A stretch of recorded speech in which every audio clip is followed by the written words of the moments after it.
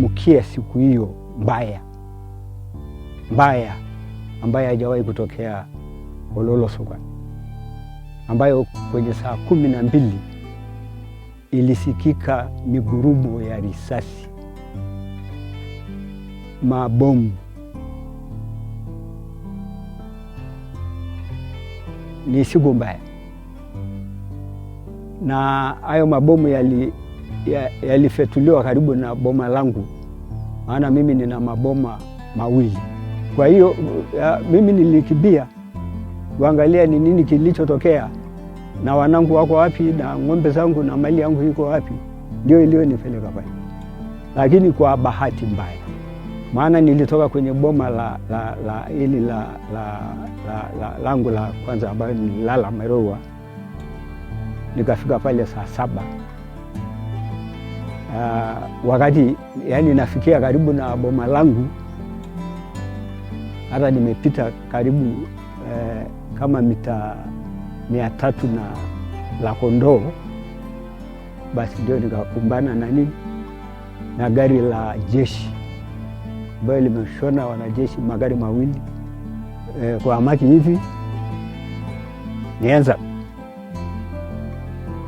nua mikono juu, kaa chini, migongoto. Kwa kweli niliwaambia hivi wanangu, mnanipigia nini? Sisi tuna nini? Hamuoni sisi ni wakongwe? Mnatulia nini jamani? Mbona ni kama mnatuua? Basi baada ya jitihada yangu ya kuomba radhi, nikamwambia, sasa enyi wanangu, kama mmezaliwa na mwenye mvi, hamtabaki nawaambia. Nendeni mkafanye hiyo amri Mungu wenu, na mfanye hizo pesa Mungu wenu, maana hamtabaki nawaachia hiyo, na namuomba Mungu hamtafika popote. Kwa kweli hiyo ndio msomo wangu wa mwisho, na nilianza kulegea na kuzimea. Mimi sijitambui nimeinuliwa na nani. Nimekuja kujiona niko hospitalini ya Pusmoro nje ya nchi. Ndio nimekuja kujitambua. Kama niko hapa nimeumizwa mguu na mwili wote, sehemu iliyoko ni nafuu ya akili tu ndio yenye nafuu, maana mwili wote ni mchungu. Naweza nikaongea. Kwa hivyo ndivyo nikuta. Walitumia magongo, yani magongo kama haya. Sasa mwili wangu na hili gongo hili na umri huu wa miaka karibu 70, taweza nini? Ni kifo tu. Alafu walikuwa na dhamira ya kunivunja,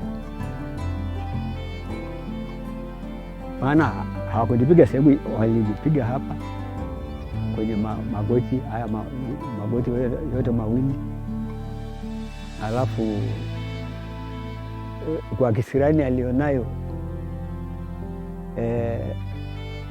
kijana mmoja tu wa jeshi hilo ndio akachukua ile nani ya bunduki, akanichoma wapi?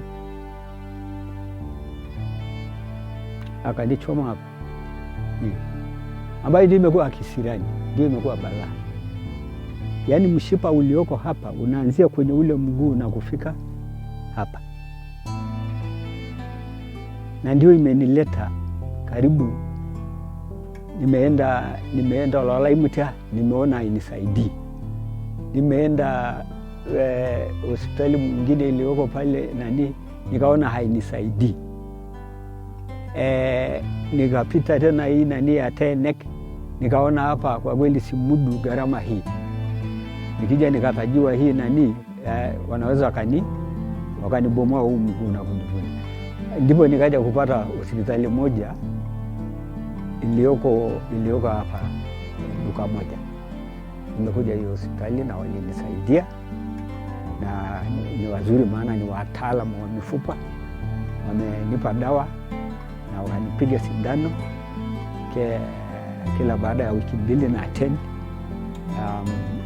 mpaka mguu huu upate unafuu kidogo. Yani kuna vidonda vilivyoko kwenye misuli, ikipona ndio waanze zoezi lingine labda la kuweka vyuma ili niweze kutembea vizuri. Ndio maana niko hapa. Shida iliyo ni mpaka hapa naweza nikalala hapa, nikichoka hapa nalala hapa, na haja ya kutafuta kwa watu. Na bahati nzuri naelewana na Wamasai wenzangu, ni Wamasai wenzangu.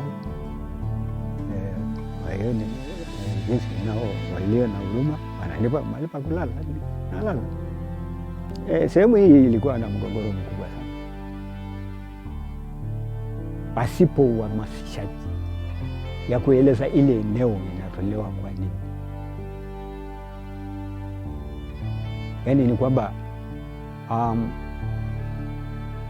kwanza katika ile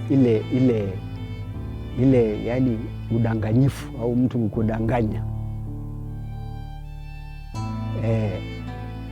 ni kwamba jamani tunahitaji ipatikane sehemu za malisho. Tunakusanya kwenye vikao vikuu, kwenye vikao. Lakini kwa uelewa wangu nilikuwa nawaelewa tu sana kwamba hii ni udanganyifu tu, ni namna ya kuwapora watu wa hali. Baada ya hii kampuni ya OBC kuja kuikalia sehemu ile, na anayeingia kinyemela tu bila ridhaa ya wananchi,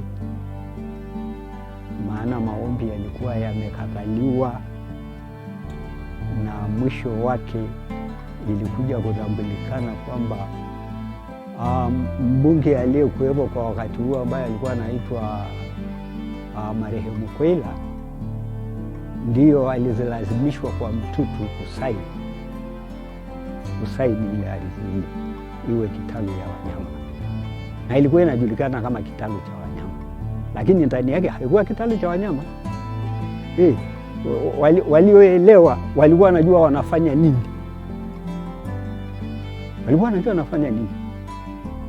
lakini sisi tulifichwa kabisa. Katika migogoro hizo zilianza kuonyesha dalili ya nguvu, ya kutumia nguvu, ya unyang'anyi, kwa sababu zilichoma moto, mabomu yalichoma moto mara sijui nani. Na sisi kwenye vikao, maana wakati huo bado tulikuwa tuna ruhusa ya kunini, tulikuwa na washangaa wa Tanzania kuchoma wa Tanzania moto. Haijawahi kutokea. Ile nchi ilikuzwa kwa amani. Kwa hiyo hakuna mtu anayejua namna ya kutumia silaha. Hakuna. Tanzania hakuna. Hatujawahi kuona. Ni karne hizi ndio tunakuja kuona. Eti Mtanzania anachomewa nyumba. Kwa sababu mahali pale pametolewa na mamlaka makuu. Mimi nitazikwa Mairowa, na ninawaomba wana Mairowa wazikwe Mairowa.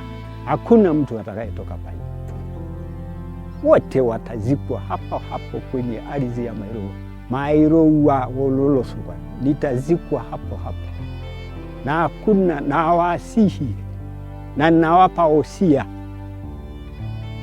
hata waishi wa mwisho wazikwe Mairowa.